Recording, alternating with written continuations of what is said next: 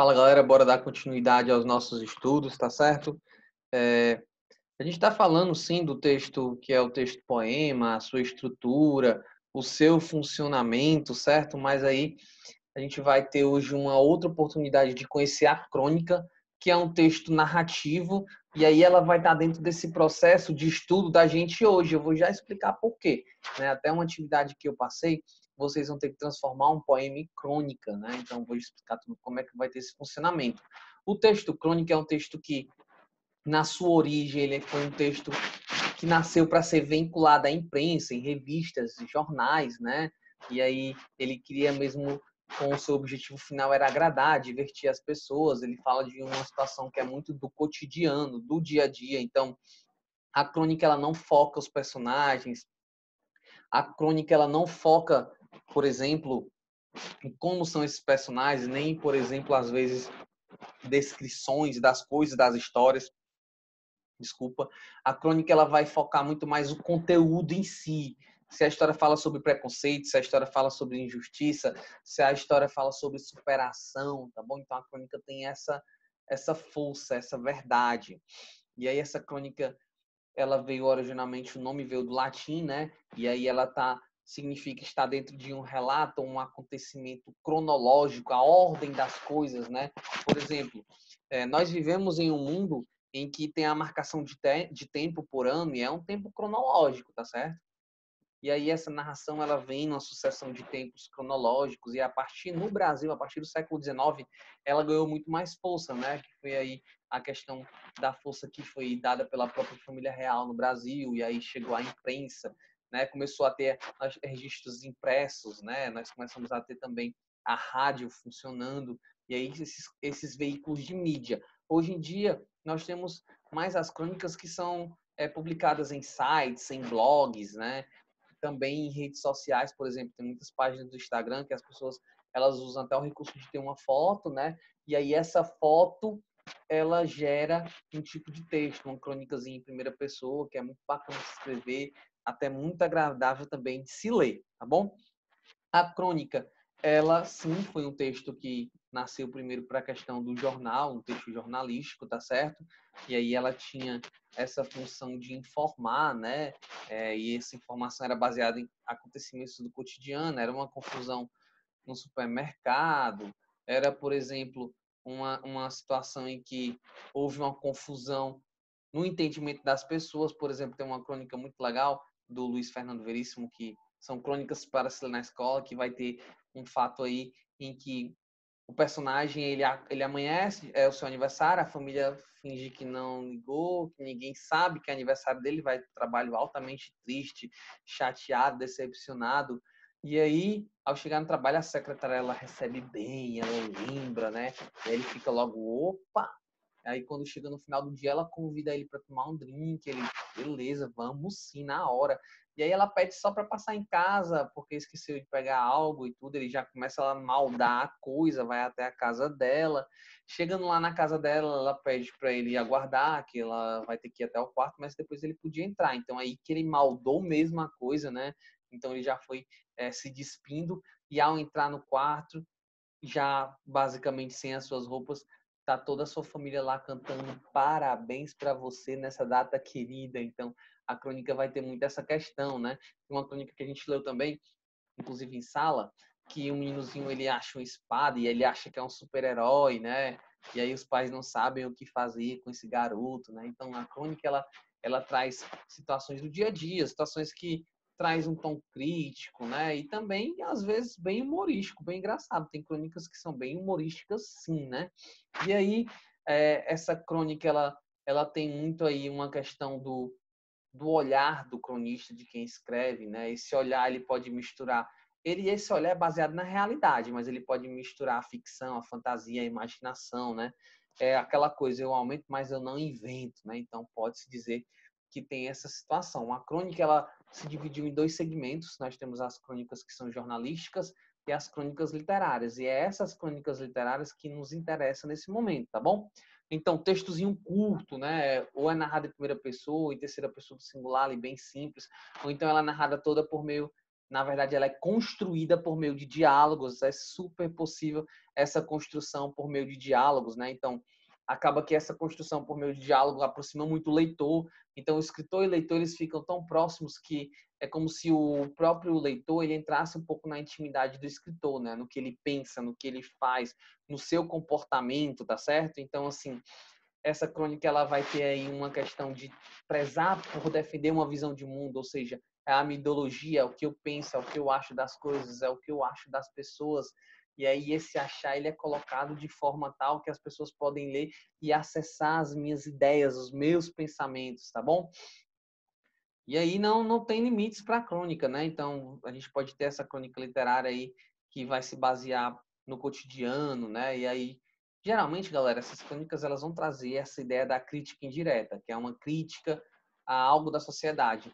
Mesmo que essa crítica seja mais reflexiva, mais dura ou mais engraçada, ela não deixa de ser uma crítica, porque o humor, ele traz uma crítica em si, né? Ele faz as pessoas rirem, mas é uma crítica, né?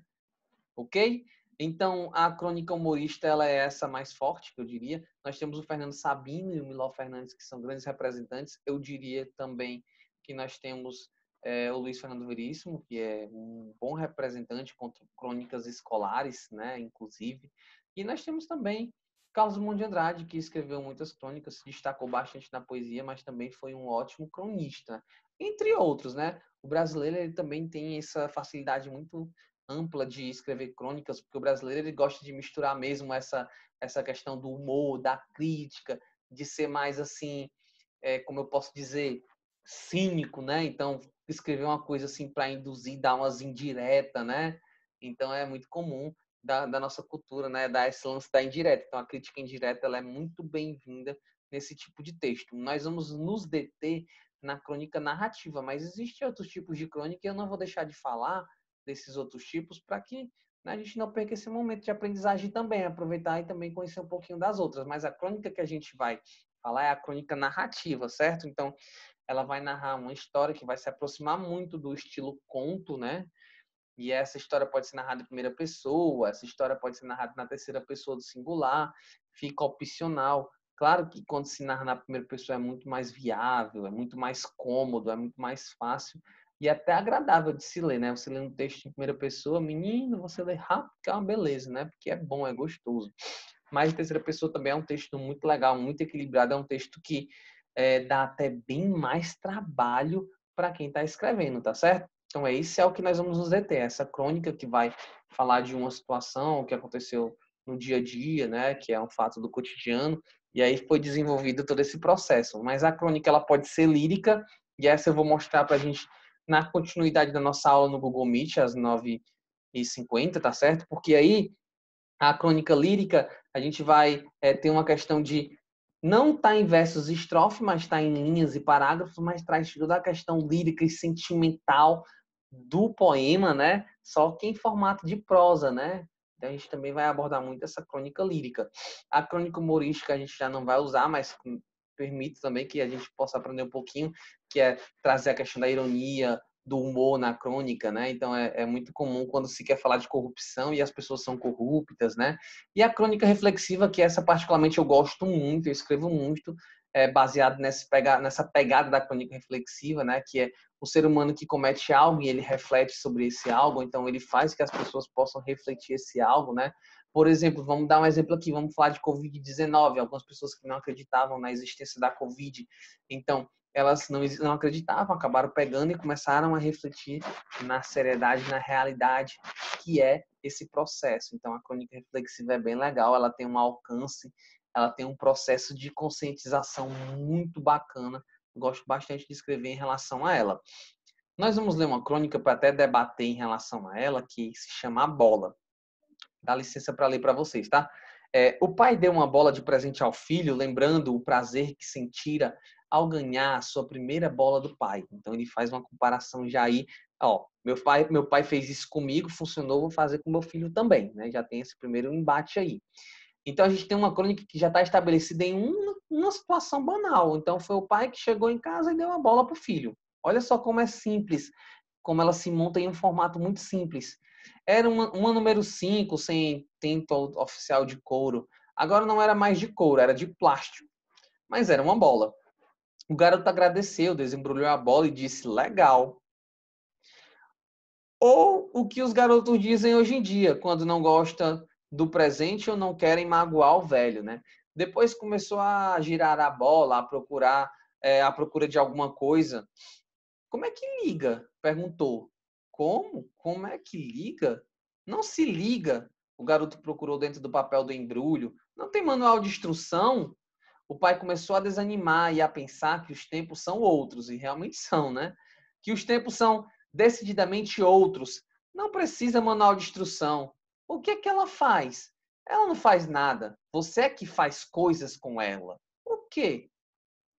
Controla, chuta. Ah, então é uma bola.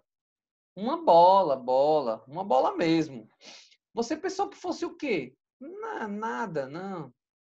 O garoto agradeceu, disse, legal, de novo, que é a frase que o pai odiou. E dali a pouco o pai o encontrou na frente da TV com a bola nova do lado, manejando os controles de um videogame, algo chamado Monster Ball, em que times de monstrinhos disputavam a posse de uma bola em forma de blip eletrônico na tela ao mesmo tempo que tentavam se destruir. O garoto era bom no jogo, tinha coordenação e raciocínio rápido, estava ganhando da máquina. O pai pegou a bola nova e ensaiou algumas embaixadas. Conseguiu equilibrar a bola no peito do pé, como antigamente, chamou o garoto. Filho, olha! O garoto disse, legal, mas não desviou os olhos da tela. O pai segurou a bola com as mãos e a cheirou, tentando recapturar mentalmente o cheiro de couro. A bola cheirava a nada. Talvez um manual de instrução fosse uma boa ideia, pensou. Mas em inglês, para a garotada se interessar. Olha só, então, olha só, uma situação muito típica, cotidiana, de que o pai, ele chegou em casa com a bola, teve a ideia de dar a bola porque foi a questão da memória, de que o pai dele também fez isso para ele, só que aí já há uma quebra aqui, porque o filho fala, ah, legal, a bola não é igual à bola que ele tinha, né? A bola não era de couro, a bola era de plástico, né? E aí a criança não ficou impressionada com a bola, né? E aí vai entrar um processo crítico, se vocês perceberem, vai entrar uma crítica em relação às mídias sociais, vai entrar uma crítica nesse universo digital, vai entrar uma crítica em relação aos jogos eletrônicos aí, né? Então ele vai fazer uma crítica porque é outros tempos, como ele mesmo fala, mas é outros tempos mesmo. Então, hoje em dia, as pessoas elas não jogam, não praticam muito exercícios ou atividades que são brincadeiras que mexem com o porte físico. Por exemplo, hoje eu não preciso praticar esporte, eu posso jogar o meu e-sports no meu Nintendo Wii, né? Então tem todo esse processo que é um processo diferente do que o pai viveu e não deixa de ser uma crítica. Então o texto vai trazer uma crítica que os tempos mudaram, que a criançada tem um outro jeito de se divertir, que a criançada tem um outro jeito de pensar as coisas e no final ele ainda deixa uma outra crítica, né? Ele fala, ó, bem que esse negócio devia ter manual mesmo, porque pelo visto ele não entende nada, não sabe nem o que é isso, né? Não sabe nem como usar. Só que aí o manual tem que ser em inglês, né? Que aí a criançada se interessa. E aí ele vai estabelecer um outro processo, né? Que as crianças, elas, os adolescentes, vocês com certeza também são muito apegados ao inglês, né? Tanto é quem gosta de games, né? Os jogos eletrônicos, que na sua essência eles são em inglês, então você aprende até um inglês através dos jogos, né? Então vai traduzindo, vai buscando comandos, vai aprendendo aí uma nova língua. Então ele vai falando inglês porque as crianças elas valorizam às vezes mais a língua inglesa do que a portuguesa. Na verdade, eu diria até que em uma grande retomada, as pessoas valorizam muito mais a língua estrangeira, que é o inglês, do que o próprio português, a cultura. Então a gente está imerso em outras culturas. E aí ele faz uma crítica também que as pessoas elas valorizam mais o inglês do que a própria língua, né? Então é um textinho curto do cotidiano, parece bobo, mas ele traz aí várias situações reflexivas, várias críticas para a construção intelectual do leitor, tá bom? Então nós vamos ter uma atividade que vai ter um poema que é O Amor Bate na Horta. A horta é a veia do coração, é um poema do Carlos Drummond de Andrade. Nós vamos discutir também sobre esse poema. É um poema que traz toda uma sequência narrativa, é muito gostoso de se pensar, de se imaginar, certo? E aí esse poema, vocês vão desse poema criar uma crônica narrativa, e essa crônica narrativa ela vai justamente ser subsídio, ser artifício para que as pessoas possam entender a sua crítica, ok? Então, galera, valeu, um abraço, até já já na nossa hora da aula do Google Meet, tá? Que explica para as 9h50 para a gente entrar e continuar tirando um pouquinho mais de dúvida.